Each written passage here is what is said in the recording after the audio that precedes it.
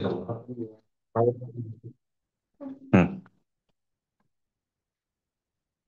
हे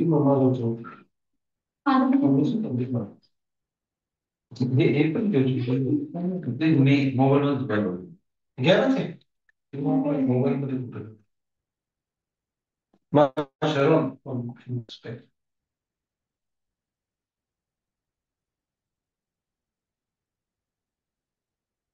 आमची पण एक डॅनियल फास्ट फूड मीटिंग चालू आहे. अच्छा. हा. आज ते आमचे प्रोजेक्ट थोडं सुंदर बोलणार 7:30 8ला होणार आहे. हो हो. आमचे खूप मोबाईल वाजल्यावर बघत ते मीटिंगचं अलार्म आहे. ठीक आहे. ओके. तर आपणा सर्वांना तारणाऱ्या प्रभू येशू ख्रिस्ताच्या नावामध्ये सलाम. ही सुंदर वेळ प्रभूने दिली, त्याच्या वचनाच्या सहभागितेमध्ये एकत्र देण्याची, त्याबद्दल त्याला गौरव, महिमा आणि सन्मान. विशेष करून मागील महिन्यापासून आम्ही एक नवीन सिरीज सुरू केलेली होती, अ, जे ख्रिस्ती विश्वासाचे 5 आधारस्तंभ नाही का, की ज्यामुळं 500 वर्षांना अगोदर अद्भुत रीतीनं एक धर्म सुधारणा घडून आली. आणि मग आम्ही योहान कृष्णवर्तमानामधून त्यावर मनन करत होतो. आणि त्यामध्ये मग ते त्याला 5 सोलाच म्हटलेलं नाही का, की केवळ देवाचं वचन, केवळ कृपा, केवळ विश्वास. आणि याच्यावर आपण मी विचार केलेला आहे आपण. आणि आज या सायंकाळी केवळ ख्रिस्त नाही का, त्याचं मोल किती आहे आपल्या जीवनामध्ये आणि आपल्या प्रत्येक प्रसंगामध्ये. आणि तोच का बरं महत्वाचा आहे, आणि त्याच्यावरच आपण का निर्भर आहोत, आणि त्याच्यावरच का आपण विश्वास ठेवावा. तर त्याकडे आपण या सायंकाळी लक्ष केंद्रित करणार आहोत. आणि योहान कृषी वर्तमानामधूनच आजचा पण संदर्भ आपण घेणार आहोत. आणि तो संदर्भ सगळ्यांच्या परिचित आहे. तो संदर्भ मी आपल्या सगळ्यांसाठी वाचतो.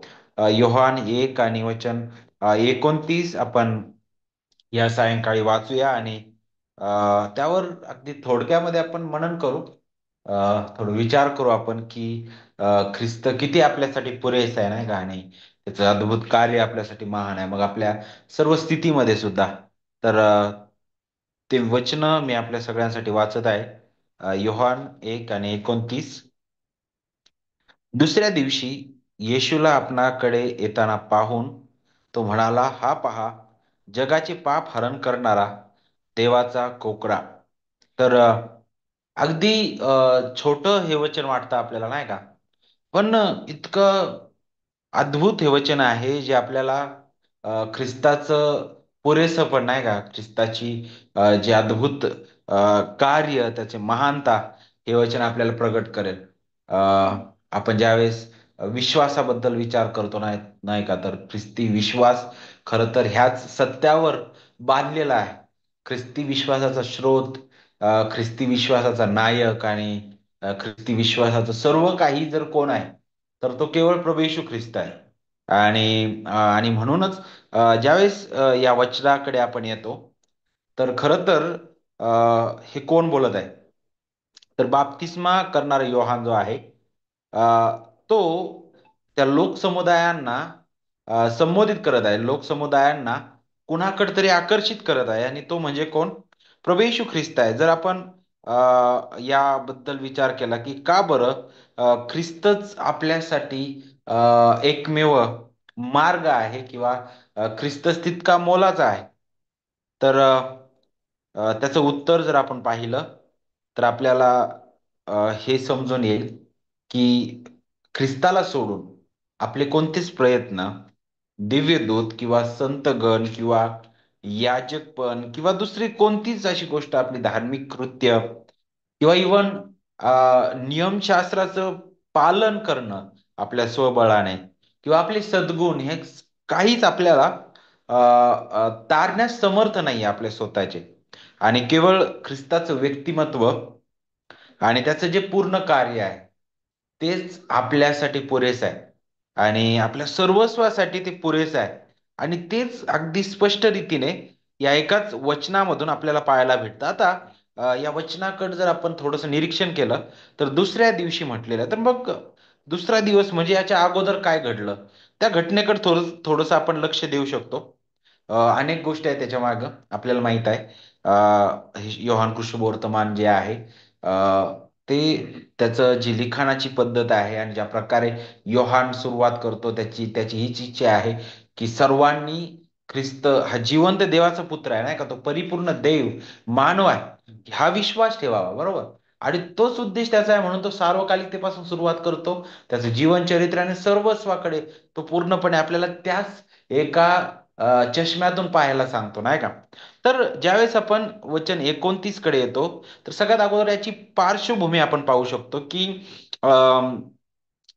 हे एका ते जिवंत देहधारी शब्दाबद्दल आहे, ज्याच्याबद्दल योहान अगदी वचन 1 पासून बोलत होता की प्रारंभी शब्द होता, शब्द देवासह होता आणि शब्द देह होता आणि तो शब्द देही झालेला आहे.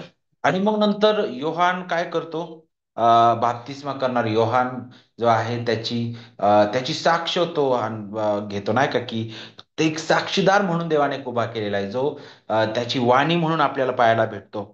आणि मग पुढे आपण वचन 19 मध्ये येतो, अध्याय 1 आणि वचन 19 मध्ये. तर तिथं आपल्याला पाहायला भेटतं की का बरं योहान जो आहे बाप्तिस्मा करणारा तो त्या ख्रिस्ताकडे पाहून हे शब्द उद्गारलेला आहे. त्याच्या मागचं कारण हे होतं की आदल्या दिवशी याजक आणि लेवीय जे लोक होते ते त्या बाप्तिस्मा करणाऱ्या योहानाकडे आलेले होते. वचन 19 आपल्याला सांगतात अध्याय 1 मध्ये. आणि ते तिथं आल्यानंतर त्यांनी काही प्रश्न तिथं विचारलेले आहेत. जर तुम्ही वचन 19 पासून जर पुढे पाहिलं तर बघा, ते म्हटले की अ, आपण कोण आहात. आणि हे विचारण्यामागचा उद्देश हा होता त्यांचा की ते समजू शकत नव्हते नेमकं हा जो योहान आहे तो कोण असावा. कदाचित ज्या मसियाबद्दल जुन्या करारामध्ये सांगण्यात आलेला आहे, काय तो हा मसिया आहे का. तर अ, अनेक वेळा तो ह्या सर्व गोष्टी बोलत असताना योहानाने अगोदरच त्यांना याची आठवण करून दिली. अ, अ, तो काय म्हटला की मी ती वाणी आहे ज्याच्याबद्दल यशया संदेश त्याने भविष्य सांगितलेलं होतं नाही का. वचन 23 मध्ये सांगितलं की तो परमेश्वराचा मार्ग नीट करा नाही का, अशी जी अरण्यात ओरडणाऱ्याची जी वाणी आहे ती मी आहे. आता आपल्याला थोडंसं त्या वाणीकडे पण लक्ष देणं गरजेचं आहे, कारण ज्यावेळेस आपण वचन 29 कडे पाहणार आहोत त्यावेळेस आपल्याला या वाणीचं मोल कळेल. आता इथं काय घडत आहे वचन 20 पासून 28 पर्यंत त्याने त्याची आठवण करून दिली की मी ती वाणी आहे, बरोबर.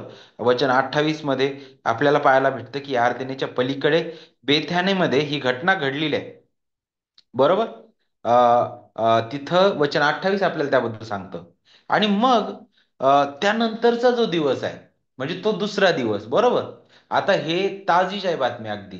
त्या लोकांचा प्रश्न तो अगदी सरळ होता आणि त्या लोकांना हे जाणून घ्यायचं होतं की हा तो मसीहा आहे का. परंतु आता ही अगदी ताजी बातमी आहे आणि काय होत आहे, नुकताच ख्रिस्त जो आहे तो त्याच्या त्या अरण्यातील परीक्षेनंतर आता त्याच्या समोरूनच जात आहे मुद्दामून. त्याचं कारण हे आहे की ते जे काही योहान बोलत आहे त्याच्या बोलण्याला एक पुरावा नाही का मिळावा. आणि तो ज्यावेळेस तिथून जातो आणि पुन्हा तशाच प्रकारचा लोकसमुदाय त्या ठिकाणी आहे. आणि आपल्याला पाहायला भेटतं की जे काही काल घडलेलं होतं ते अगदी स्पष्ट करता यावं म्हणून तिथं प्रभू समोरून जात आहे.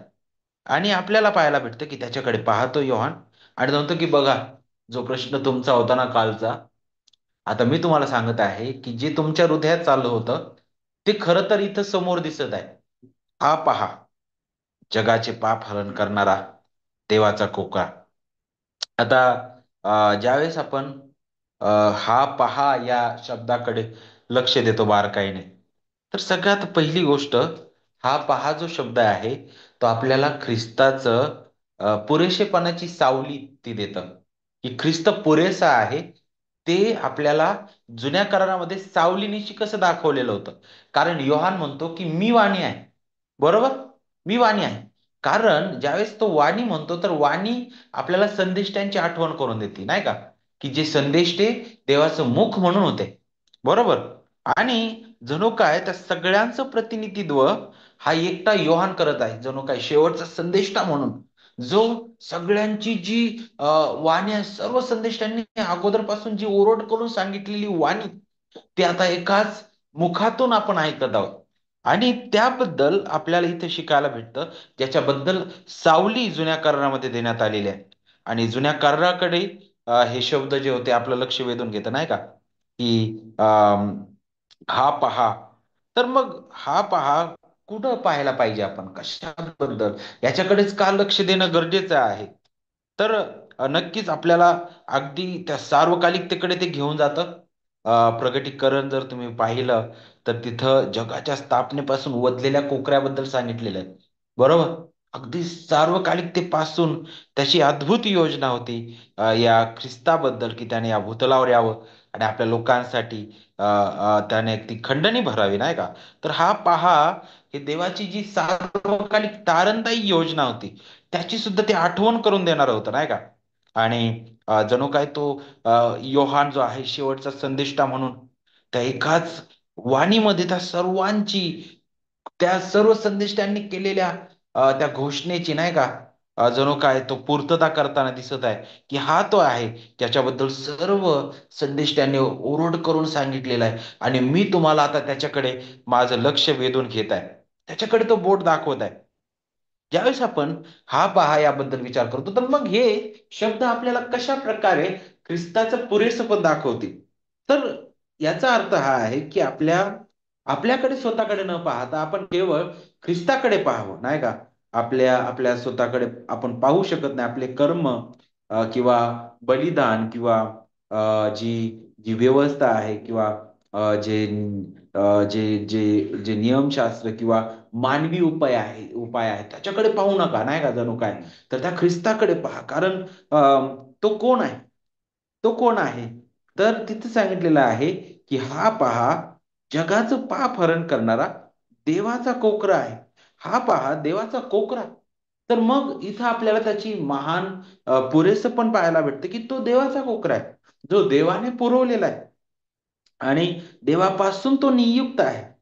आणि इथं आपल्याला त्या ख्रिस्ताची गरज पाहायला भेटते. का बरं? विशेष करून तो देवाचा कोकरा म्हणून येणं गरजेचं होतं. तर मग जगाचं पाप हरण करणं गरजेचं होतं. बरोबर. जगाचं पाप हरण करण्यासाठी. तर मग जगाची स्थिती कशी होती? जगाची स्थिती कशी होती? तर पवित्र शास्त्र अगदी स्पष्ट करतं, नाही का, की पहिल्या आदामामध्ये सर्वजण, नाही का, पापी झालेले आहेत पूर्णपणे. दावीद म्हणतो, की मी आईच्या उदरात होतो तेव्हाचा पातकी आहे.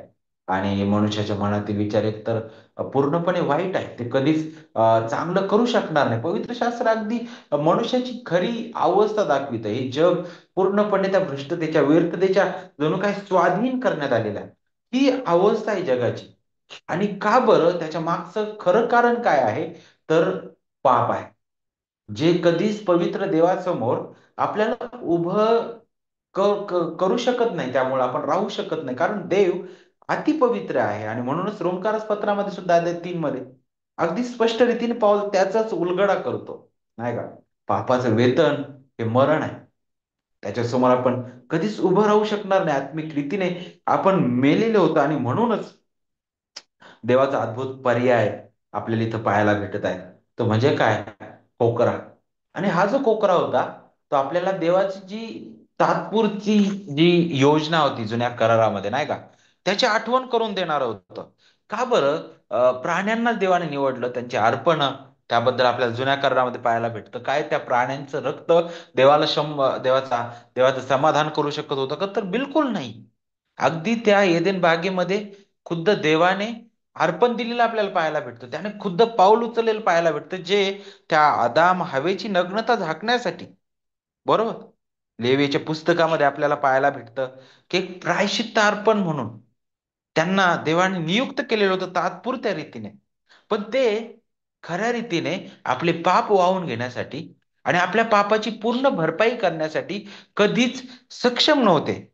कारण इब्री लोकांस पत्रकर्ता तेच म्हणतो, की त्यांचं रक्त आपल्याला कधीच पापापासून तारण्यासाठी आणि आपली किंमत मोजण्यासाठी पुरेसं नव्हतं, नाही का. देवाने अब्राहमाला त्या पर्वतावर इसाकाच्या बदली कोकरा पुरविला. बरोबर. निर्गम मध्ये इस्रायल लोकांना त्या दास्यत्वातून सोडवण्यासाठी सुद्धा देवाने त्या वल्हांडणाच्या वेळी नाही का कोकरा पुरवलेला आहे. लेवियाच्या पुस्तकामध्ये सुद्धा प्रायश्चित्ताच्या दिवशी तिथं अर्पण दिली जायची. नंतर मंदिरात आणि रात्र दिवस अर्पण दिली जायची.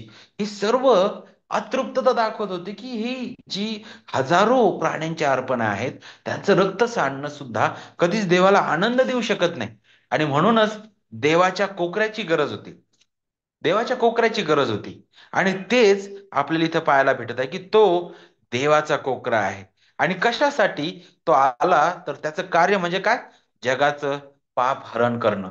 जगाचं पाप हरण करणं. केवळ ख्रिस्ताबद्दल आपण विचार करत असताना तो ख्रिस्तच का पुरेसा आहे? कारण त्याच्याबद्दल सार्वकालिकतेपासून त्याच्याबद्दल योजना करण्यात आली होती. देवाची सार्वकालिक तारणदायी योजना केवळ तोच एकमेव कोकरा पूर्ण करू शकत होता. त्याच्यामध्ये ही पूर्णता आहे. आणि त्याचं अद्भुत कार्य आपल्याला पाहायला भेटतं, जगाचं पाप हरण करणं. आता हरण करणं म्हणजे काय? तर वाहून नेणं नाही का, किंवा लादणं, किंवा भरपाई करणं, किंवा दूर करणं, बरोबर. आणि प्रायश्चित्त जर आपण म्हटलं तर किंमत चुकवून, है ना, भरपाई करणं अशा प्रकारचं आहे. पण आपल्याला माहित आहे की इब्री लोकास पत्रकर्ता म्हणतो की जुन्या करारातील याजक पण त्यासाठी समर्थ नव्हते. समर्थ ते मध्यस्थ ठरलेले नाहीत. त्यांनी केलेले अर्पण सुद्धा तितकेच तोकडे होते, कारण त्यांना वारंवार अर्पण करावं लागायचं. त्या बागेमध्ये देवाने पुरवलेला कोकरा आदाम आणि हवेची फक्त बाह्य नग्नता झाकू शकला नाही का. त्या मोरिया पर्वतावर जो पुरवलेला कोकरा होता अब्रामाला, तो फक्त इसाकाला वाचू शकला. निर्गम मध्ये जो कोकरा वधण्यात आला तो फक्त इस्रायल लोकांना त्या दास्यत्वामधून सोडू शकला.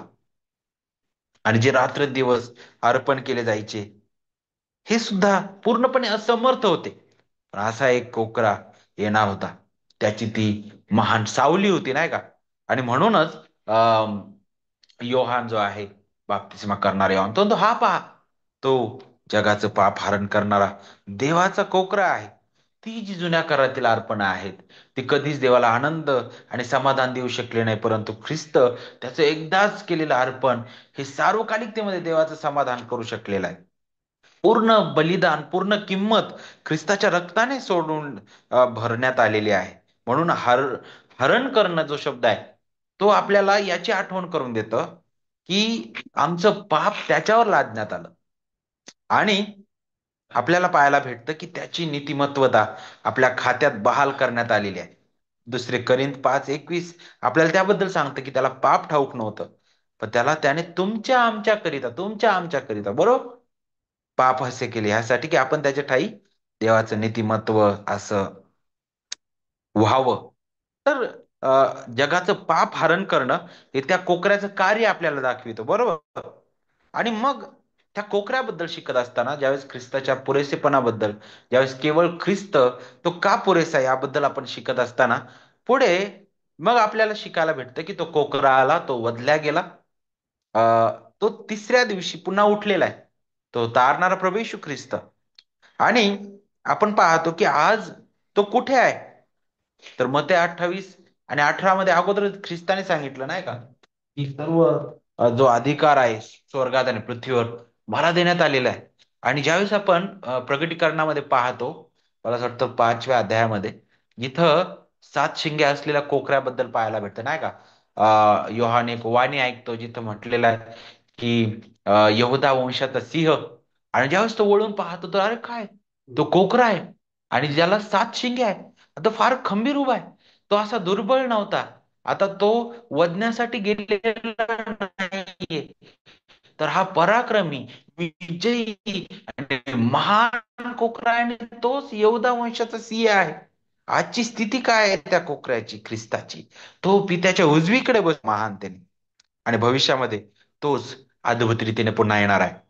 आणि त्याच्या ठायी आपल्याला काय आशीर्वाद मिळालेले आहेत, काय खजाई म्हणू शकतो आपण, किंवा आपली आपली खरी मालमत्ता म्हणून आपल्याला काय मिळालेलं आहे? तर सगळ्यात पहिली गोष्ट तर पूर्ण प्रायश्चित्त झालं, पूर्ण किंमत त्याने चुकवली नाही का. आता आपल्या खात्यामध्ये काहीच नव्हतं, अगदी काय म्हणतो आपण ना, अगदी वजामध्ये नाही का, वजामध्ये अगदी शून्याच्या पण खाली आपण होतो. व त्याने स्वतःच्या रक्ताने आपलं खातं पूर्ण ओसंडून भरलेलं आहे. आपल्यामध्ये जे आता चांगली कर्म देव पाहतो ती ख्रिस्ताची आहेत आणि त्याची परिपूर्ण कार्य आहे. त्यानंतर त्याचं पूर्ण समर्पण आपल्याला पाहायला भेटतं. त्याची जी अद्भुत धार्मिकता ती आपल्या खात्यात बहाल करण्यात आलेली आहे. आणि त्याचं त्याचं रक्त ज्यामुळे आपल्या पापांपासून आपल्याला शुद्धता मिळते नाही का. आणि तोच एकमेव मध्यस्थ आहे पित्याकडे जाण्याचा. आणि त्याच्यामध्ये आपल्याला महान खात्री मिळालेली आहे. त्याच्यामध्ये मिळालेले अद्भुत आशीर्वाद आपल्याला इफिस्करास पत्रामध्ये सांगितलेलं नाही का, की आपण निवडले त्याच्यामध्येच आपल्याला मुक्ती मिळालेली आहे सार्वकालिक. आपल्याला दत्तक घेण्यात आलेलं आहे. आपल्या वतनाचा विसार म्हणून देवाचा आत्मा आपल्याला देण्यात आलेला आहे. तर किती महान हा ख्रिस्त आहे. केवळ ख्रिस्त आपल्यासाठीच पुरेसा आहे. परंतु रोमन कॅथलिक मंडळी म्हणायची नाही, तो तो एकमेव तारणारा होऊ शकत नाही, आम्हाला सह तारणाऱ्याची गरज आहे. आणि म्हणून आपल्याला मरियेकडे जायला पाहिजे, संतांकडे जायला पाहिजे. आपण ज्यावेळेस त्यांची भक्ती करू, त्यांच्याकडे आपण विनवणी करू नाही का, त्यावेळेस खरं तर त्या कृपा जी आहे ती ओसंडून वाहील. कारण मरिया जी आहे ती सह तारणारी आहे आणि तिच्यापासून ती कृपा वाहते. पण मरियेला पण कृपेची गरज होती. काय म्हटलं देवदत्ताने, कृपा पावलेलीच ती. त्यानंतर ते ख्रिस्ताच्या अर्पणाला सुद्धा क्षुल्लक नाही का, अपूर्ण ते करतात. कशामुळं? ते म्हणतात की प्रत्येक वेळी ख्रिस्ताच्या अर्पणाची गरज आहे. कशी? तर ते ज्यावेळेस ते प्रभू भोजनामध्ये एकत्र येतात त्यावेळेस ते म्हणतात की नाही, खरंच आम्ही ख्रिस्ताचं रक्त आणि ख्रिस्ताचं शरीर खातो नाही का, खरोखर. आणि त्यातून हे दाखवतात की आम्ही खरंच ख्रिस्त त्यावेळी पुन्हा आमच्यासाठी बलिदान होतो. तर नक्कीच हे ख्रिस्ताचं कार्याला तोकडं करणं आहे. परंतु इब्री लोकास पत्रकर्ता म्हणतो एकदाच परिपूर्ण अर्पण दिलेलं आहे.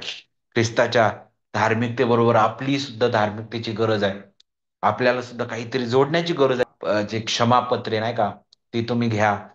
कारण फक्त ख्रिस्ताचं कार्य पुरेसं नाही, तर ही जी सही आहे ना पोपची ती पण गरजेची आहे.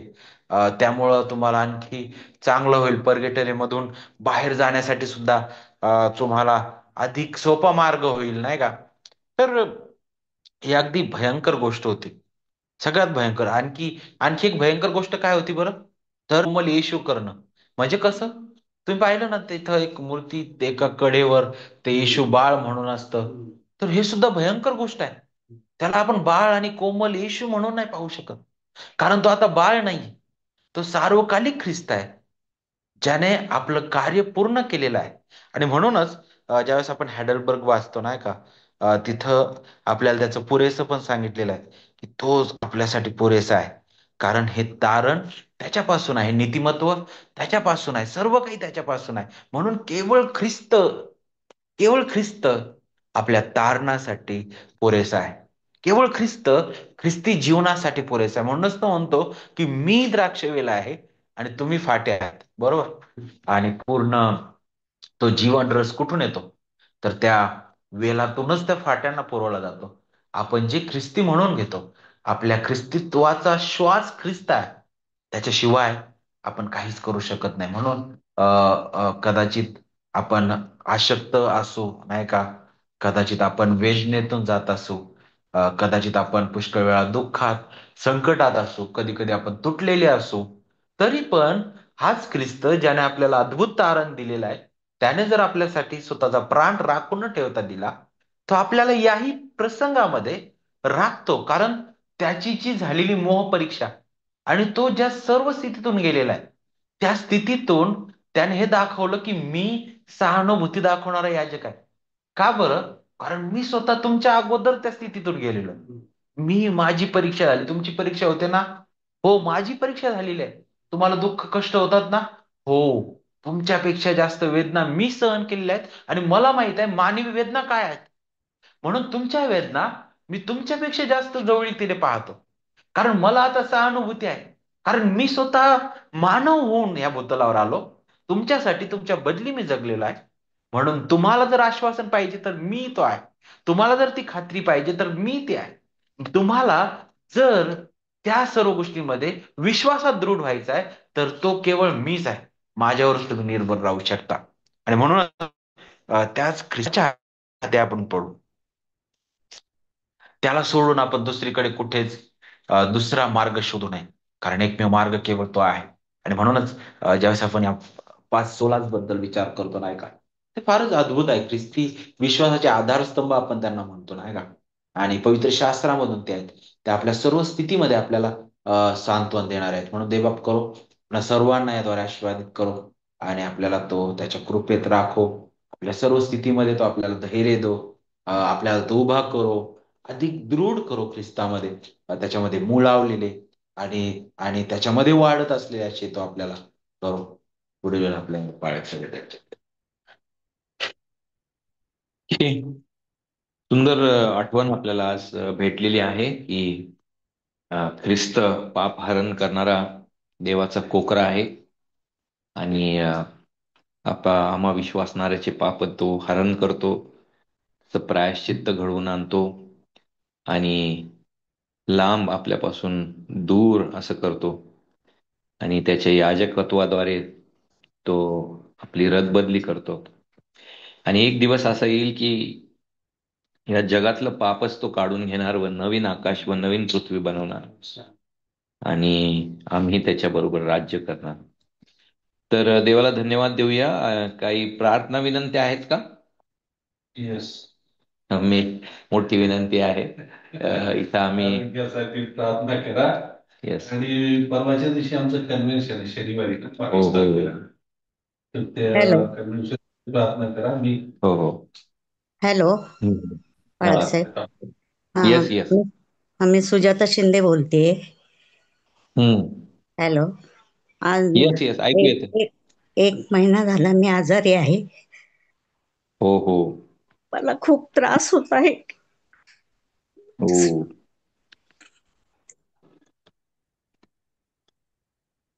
कुठं राहता आपण? Elevate road.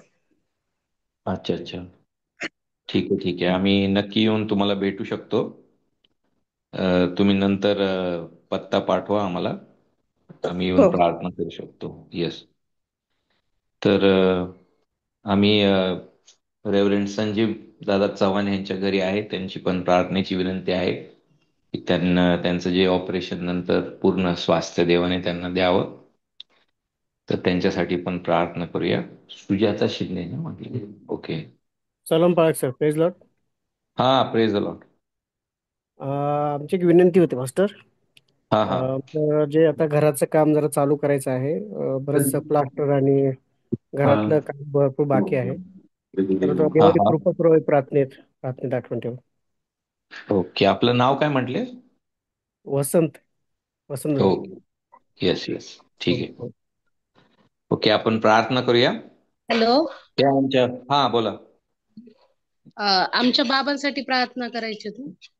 हा हा. राजकुमार, आज हो त्यांचं हो, ऑपरेशन. नक्कीच नक्कीच. येस. आपण प्रार्थना करूया. हे आमच्या महान देवा, मी तुझ्या नावाला धन्यवाद देतो ह्या सुंदरशा संध्याकाळबद्दल. तू आम्हाला पुन्हा आठवण करून दिलेली आहे की तो आमचा अद्भुत तारक आहे, परिपूर्ण तारक आहे. आणि आम्ही पापात असताना देवाप्पा, आम्ही आमचं प्रायश्चित्त घडवून आणू शकत नव्हतो. आम्ही पापापासून सुटू शकत नव्हतो. आणि तू आमचा कोकरा झाला, त्या पलीकडे जीवनाची भाकर तो झालेला आहे. तुझ्याशिवाय देवाप्पा आम्ही आमचं आध्यात्मिक जीवन टिकून राहू शकत नाही. तूच वेल आहे, तूच जीवनाचं पाणी आहे देवबाप्पा, जीवनी पाणी आहे. पवित्र आत्म्यामधलं जीवन तू घेऊन आलेला आहे आमच्यासाठी. आणि तूच जीवन व पुनरुत्थान आहे आणि सर्व अधिकार तुझ्या हातामध्ये आहे. तूच उंचावलेला आमचा सिंहासन आरूढ राजांचा राजा आणि प्रभूंचा प्रभू आहे. त्याबद्दल आम्ही तुला धन्यवाद देतो देवबाप्पा. असा मेंढपाळ तू आम्हाला दिलेला आहेस की सर्वस्वी आमचं तो झालेला आहे आणि त्याच्या व्यतिरिक्त देवाप्पा आम्हाला कोणी नाही आणि कोणही असा अद्भुत तारक नाही आणि मध्यस्थ नाही. तोच एकमेव मध्यस्थ आहे. त्याबद्दल आम्ही तुझ्या नावाला धन्यवाद देतो. आज संध्याकाळी तुझ्या सानिध्यात येत असताना आम्ही पुन्हा एकदा प्रार्थना करतो ह्या विनंत्यासाठी देवाप्पा. संजीव दादा चव्हाणसाठी प्रार्थना करतो, जे काही ऑपरेशन झालेलं आहे आणि पुन्हा थोडस त्रास झालेला आहे त्याबद्दल देवाप्पा आम्ही तुझ्याकडे येतो आणि मागतो की तूच त्यांचं सर्व अवयव घडवणारा आहे. तूच येथवर त्यांना राखलेला आहे. तुझ्या अंधारातून प्रकाशात तूच आणलेला आहे. तूच त्यांचा प्रभू आणि पिता आहे. देवाप्पा, म्हणून आम्ही प्रार्थना करतो की जे दुखापत त्यांना होत आहे त्यांची सर्दी पण लवकर निघून जावी आणि विशेष करून त्यांना तुझं स्वास्थ्य आणि पूर्ण रिकव्हरी तू द्यावी. उद्या डॉक्टरची व्हिजिट पण आशीर्वादित कर. आम्ही प्रार्थना करतो सिस्टर सुजाता शिंदेसाठी देखील 1 महिनाभर आजारी आहेत. देवाप्पा, तुझी दयाने कृपा कर आणि तुझ्या दयेने तू त्यांना स्पर्श कर आणि बरं कर. वसंत दादांचं जे काही घराचं काम चालू आहे त्यामध्ये देखील तू दयाने कृपा कर आणि तू पुरव आणि सर्व व्यवस्थित होऊ दे. आणि राजू मंडलिकसाठी पण आम्ही प्रार्थना करतो. देवाप्पा, त्यांचं जे आज ऑपरेशन झालेलं आहे त्यातून त्यांना तू बाहेर काढलेला आहे. आम्ही प्रार्थना करतो की पूर्ण रिकव्हरी आणि पटकन रिकव्हरी तू त्यांना द्यावी आणि पूर्ण फॅमिलीला देवाप्पा तुझे आध्यात्मिक आशीर्वाद तू द्यावे. आम्ही प्रार्थना करतो शॅरनसाठी पण तिचं जे कामाचं चालू आहे त्यामध्ये देखील तुझा आशीर्वाद तू पाठव. स्तुतीवर तुझा आशीर्वाद पाठव. जे एबीसी मधले आमचे संतगण आहेत त्यांच्यावर तुझा आशीर्वाद पाठव देवाप्पा. त्यांना तुझ्या वचनात वाढव आणि पुण्यामध्ये, महाराष्ट्रामध्ये देवाप्पा, ह्या देशामध्ये जिथं जिथं तुझं खरं कार्य, तुझी खरी सुवार्थ चाललेली आहे देवाप्पा, खरंच तुझ्या आध्यात्मिक वर्षाव तू सर्वकडे पाठव आणि तुझी मंडळी भक्कम आणि सुदृढ अशी तू बनस. इथून पुढची वेळ आम्ही तुझ्या हाती देतो देवाप्पा. ही लहानशी विनंती येशू ख्रिस्त त्याच्या गोड जिवंत नावात मागतो म्हणून तो आहे. आमेन. Yes.